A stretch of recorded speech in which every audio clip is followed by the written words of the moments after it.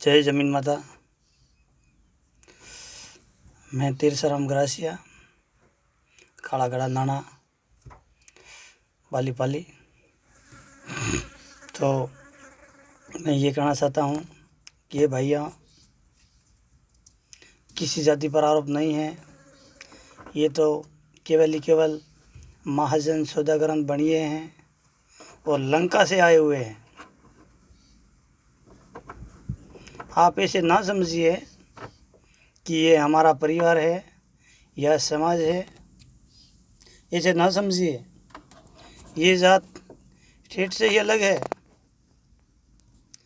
आपको ये पैसे के बलबूते से या अच्छा समझेंगे और अच्छा बोलेंगे और आपसे बहुत प्यार रहेगा रखेंगे, क्योंकि इनका इरादा अलग है। और ये चाहते हैं कि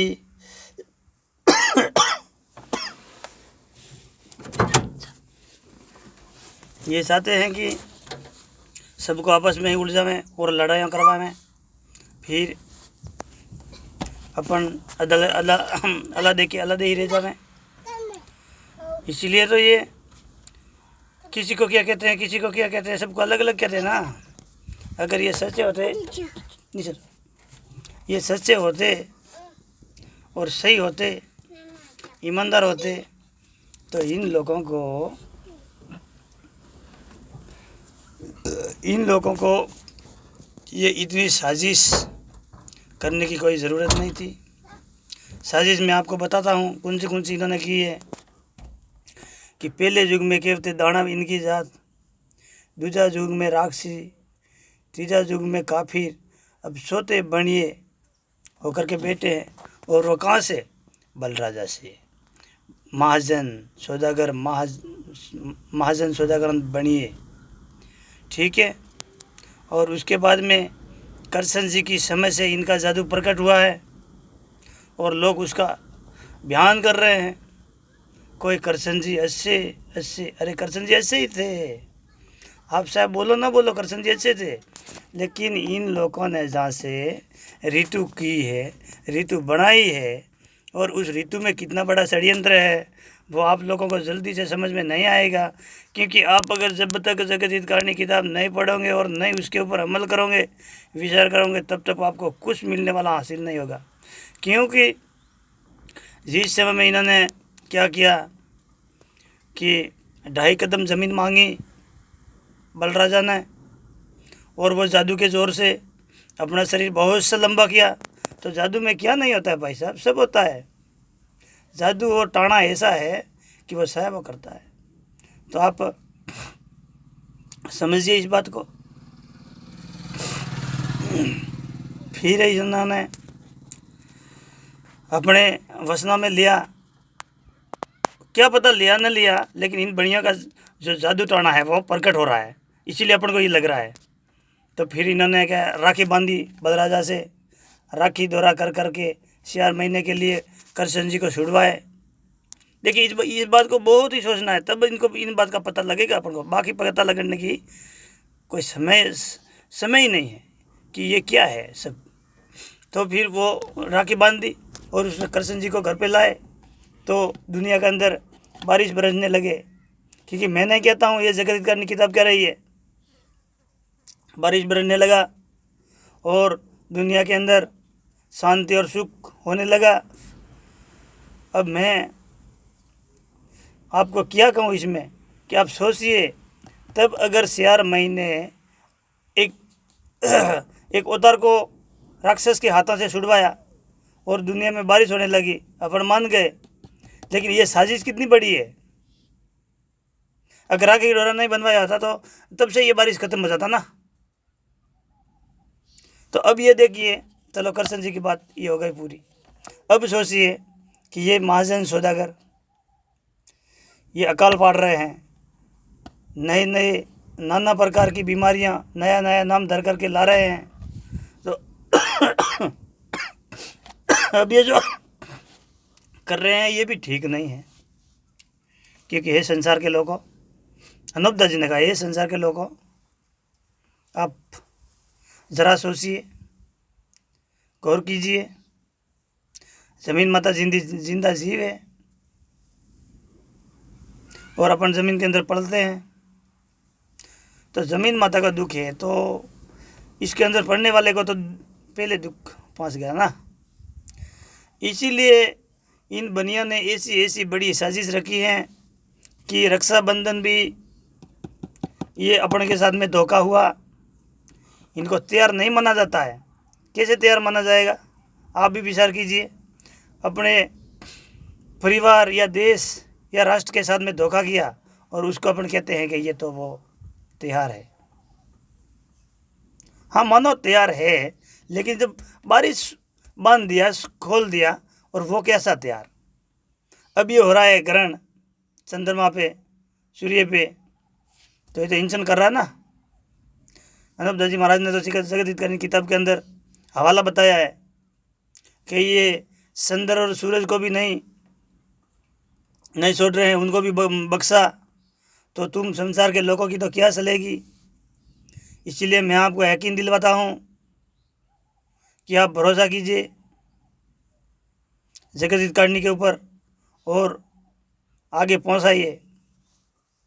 तब हुक्मी व तब भी डॉक्टर को भी इन्होंने उलझाया। तो अनूपदास जी ने तो पहले से लिख दिया कि डॉक्टर व हुक्मी व तबीबी का भी रोटी खो देंगे ये सौदागर महाजन। इतनी इनके पास साजिश है। तो हे मेरी भैया, मैं तो आपको नहीं समझाना चाहता हूँ क्योंकि मुझे ये दर्द दिख रहा है। दर्द है, आपको भी दिखेगा, लेकिन धीरे धीरे दिखेगा, क्योंकि आपको एकदम नहीं दिखेगा। ये दर्द है। ये सौदागर चाह रहे हैं कि हम कितने जल्दी इनको फतेह करें और राज हासिल करें। इनके मन में है, वो नहीं कहते हैं।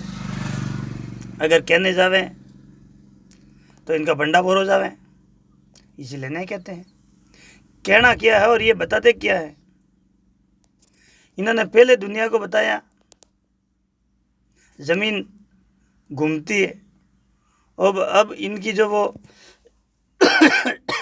जैन भूगोल में ये वादा करते हैं कि ज़मीन गोल नहीं है, तो इन्होंने दुनिया को बेवकूफ़ बनाया या नहीं बनाया है?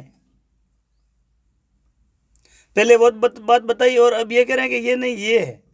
तो दुनिया को क्यों खड्डे में डाल रहे हो?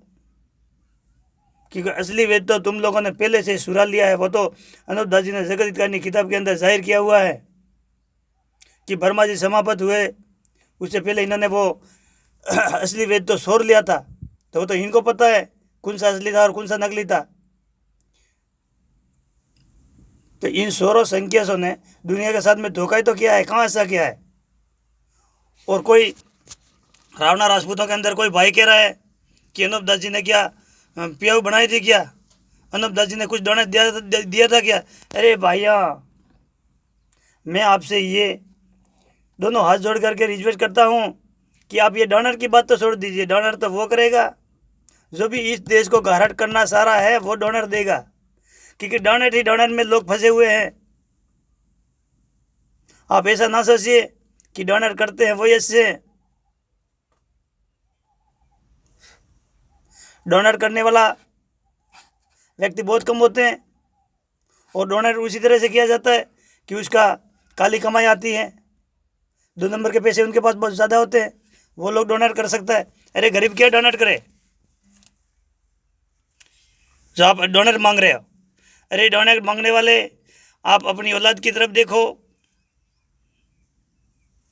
अनूपदास जी ने इस बनिया के अलावा किसी को ही भला बुरा नहीं कहा, सबको ही कहा कि तुम सब मेरे